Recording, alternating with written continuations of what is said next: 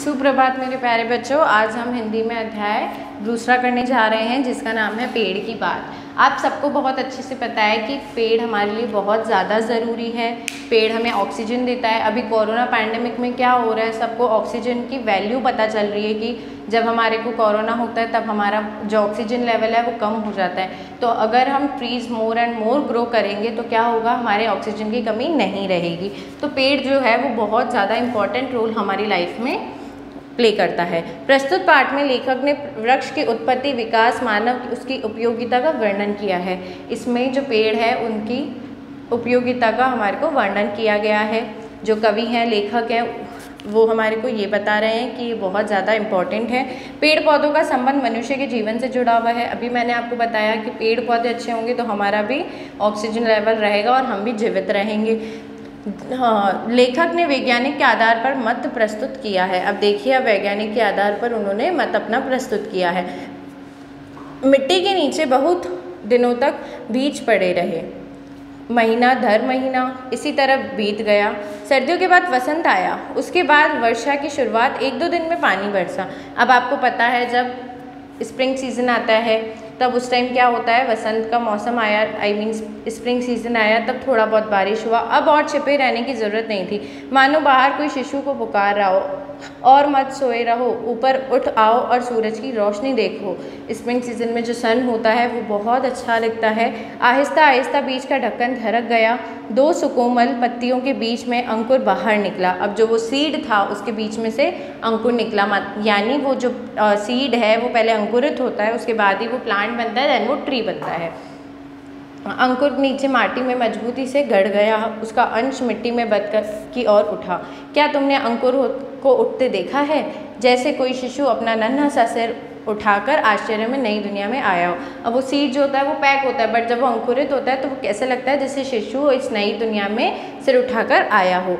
गाछ का अंकुर निकलने पर जो अंश माटी के भीतर प्रवेश करता है उसका नाम जड़ है। अब जब वो उसके नीचे जाता है उसे हम क्या कहते हैं, जड़, यानी हमारा जो मिट्टी में दबा हुआ होता है उसे हम जड़ कहते हैं। जो अंश के ऊपर और बढ़ता है उसे हम तना कहते हैं, जो ऊपर की ओर स्टिंग होती है उसे हम तना कहते हैं। सभी गाछ वृक्ष में जड़ व तना 2 भाग मिलेंगे। एक आश्चर्य की बात है कि गाछ वृक्ष को जिस तरह भी रखो, जड़ नीचे की ओर ही रहेगी और तना ऊपर की ओर ही रहेगा। एक गमले में पौधा था, परिद्वाण करने के लिए कुछ दिन गमले को औंधा लटकाए रखा। पौधे का सिर नीचे की ओर लटका रहा, जड़ ऊपर की ओर रही। 1-2 दिन बाद क्या हुआ, जैसे पौधे को सब भेद मालूम हो गया, उसकी पत्तियां और डालियां टेढ़ी होकर उसकी तरफ उठी और जड़ घूमकर नीचे की तरफ लटक गई। जैसे हमारा पौधा होता है, ये हमारा पौधा है, ये हमारा प्लांट है, ठीक है। तो इसमें जो ये नीचे होता है इसे हम जड़ बोलते हैं, और ये जो ऊपर होता है इसको हम तना बोलते हैं।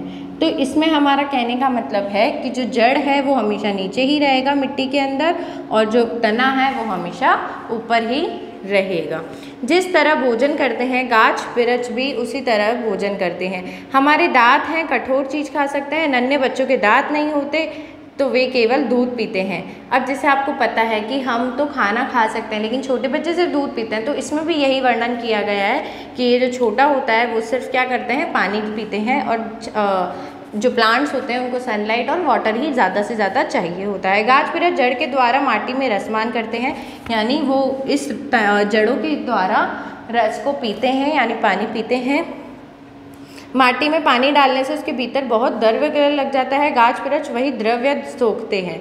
जड़ों में पानी न मिलने पर पेड़ की भोजन बंद हो जाता है, पेड़ मर जाते हैं। अब अगर इसको पानी नहीं मिलेगा तो ये क्या हो जाएगा, मर जाएगा, सूख जाएगा। इसमें अगर अपने फ्रूट्स उगाएं तो फ्रूट्स नहीं उगेंगे, या कोई फ्लावर्स है तो भी वो नहीं उगेगा और पेड़ मर जाता है। इसके अलावा गाछ के पत्ते हवा के आहार ग्रहण करते हैं। अब देखो, जो इसके पत्ते हैं वो क्या करते हैं, हवा, यानी इसको हम अगर बंद रूम में रखें तो ये ग्रो नहीं करेगा। पत्तों ने अनगिनत छोटे छोटे मुंह होते हैं, सूक्ष्म दर्शी यंत्र के जरिए अनगिनत मुंह पर अनगिनत होठ देखे जाते हैं। अब इसके अंदर एक लीव्स जो होती है उसके अंदर एक होल्स होते हैं जिसे हम क्या बोलते हैं, सूक्ष्मदर्शी यंत्र। तब होठ बंद हो जाते हैं, तब हम सांस लेते हैं, बाहर निकलते हैं तो एक प्रकार की विषाक्त वायु बाहर निकलती है। अब देखो, अब ये होल जो इसके अंदर होते हैं उससे ये क्या लगता है, ऑक्सीजन लेता है और बाहर इसको क्या निकालता है, CO2 निकालता है। सॉरी, ये CO2 लेता है और ऑक्सीजन देता है। इसे अंगारक वायु और कार्बन डाइऑक्साइड गैस कहते हैं। अब जो ये लेता है वो कौन सी होती है, कार्बन डाइऑक्साइड। अगर ये जहरीली गैस पृथ्वी पर इकट्ठी हो जाए तो तमाम जीव जंतुओं के लिए जहर है। गाछ वृक्ष उसी सेवन करके उसे पूरी तरह शुद्ध बना देते हैं। पेड़ के पत्तों पर जब सूर्य का प्रकाश रहता है तब पत्ते सूर्य की ऊर्जा पाकर अंगारक वायु के अंगार को समाप्त कर देते हैं। अब देखो क्या होता है, अपन ऑक्सीजन लेते हैं और CO2 छोड़ते हैं, तो ये जो पेड़ होते हैं वो CO2 ले लेते हैं। अब अपन पेड़ तो हटाते जा रहे हैं, अगर हम पेड़ हटाएंगे तो क्या होगा, कार्बन डाइऑक्साइड लेने वाला कोई नहीं होगा। अब अगर कार्बन डाइऑक्साइड कोई नहीं लेगा तो क्या होगा, ये हमारे पृथ्वी पर इकट्ठे हो जाएंगे और ये एक बहुत ज़्यादा जहरीली गैस है। तो इसलिए जो हमारे प्लांट्स हैं, ट्रीज़ हैं, वो बहुत ज़्यादा इम्पॉर्टेंट होते हैं, क्योंकि अगर ये कार्बन डाइऑक्साइड नहीं लेंगे तो हमारी पृथ्वी पर इकट्ठी हो जाएगी और वो बहुत जहर का काम करेगी। अब अगर हमने कार्बन डाइऑक्साइड छोड़ी तो हम ऑक्सीजन तो लेंगे, बट अगर प्लांट्स ही नहीं होंगे तो हमारे को ऑक्सीजन कहाँ से मिलेगी, क्योंकि प्लांट जो है वो ऑक्सीजन छोड़ते हैं, वही तो हम ग्रो करते लेते हैं अंदर। ठीक है, तो इसमें आपको ध्यान रखना कि जो पेड़ होता है वो बहुत इम्पॉर्टेंट रोल प्ले करता है और इसका नीचे वाला पार्ट जड़ होता है, ऊपर वाला तना होता है। इसको पानी, सूर्य की रोशनी, हवा इसके लिए बहुत ज़रूरी है, यही इसका खाना है। लीव से ये क्या करता है, अपना CO2 लेते हैं और ऑक्सीजन छोड़ते हैं। तो पेड़ आपको बहुत से ज़्यादा उगाने चाहिए और जो इसका नेक्स्ट पार्ट है लेसन का वो हम नेक्स्ट वीडियो में रीड करेंगे। Okay, thank you, have a nice day.